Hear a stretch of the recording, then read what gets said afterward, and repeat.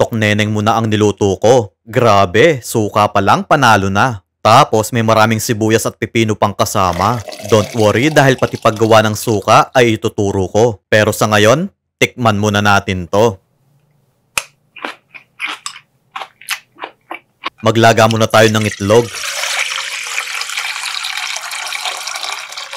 6 na piraso lang ang lulutuin ko kasi sample lang naman ito. Ang importante kasi ay yung suka ang may pakita ko. So, okay na. Palamigin muna natin to. 1 tasang harina, 1/4 cup cornstarch, 1 teaspoon baking powder, paminta, at asin pampalasa. Magbuhos tayo ng tubig dito, pero paunti-unti lang para makuha natin yung tamang lapot nito.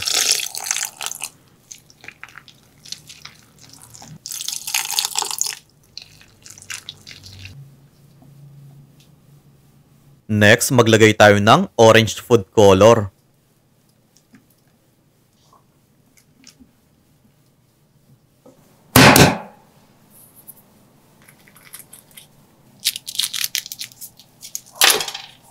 Then, magpainit na tayo ng mantika. Maglalagay ako ng cornstarch sa ating itlog.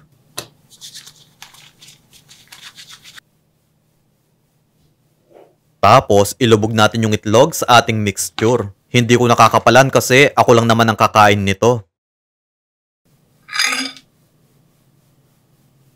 Next, pirituhin natin to into medium heat.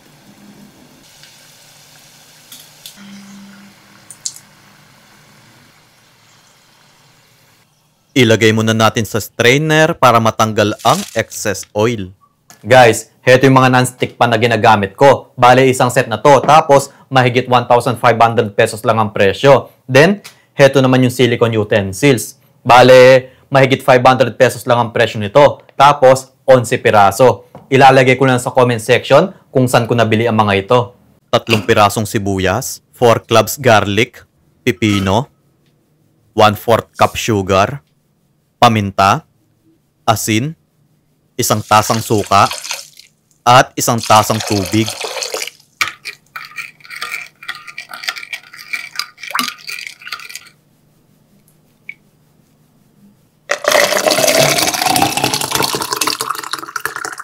Masarap din sa calamares at ihaw-ihaw yung suka na to. Kung ganito karami ang sahog ng suka mo, mabubusog talaga kayo. Pero syempre kung pang negosyo, medyo bawasan mo. Depende sa inyong presyo. Kung gusto mo pa ng ganitong street food recipe, mag-follow lang kayo kay Lokong Kusinero para ma-update kayo sa mga susunod na video.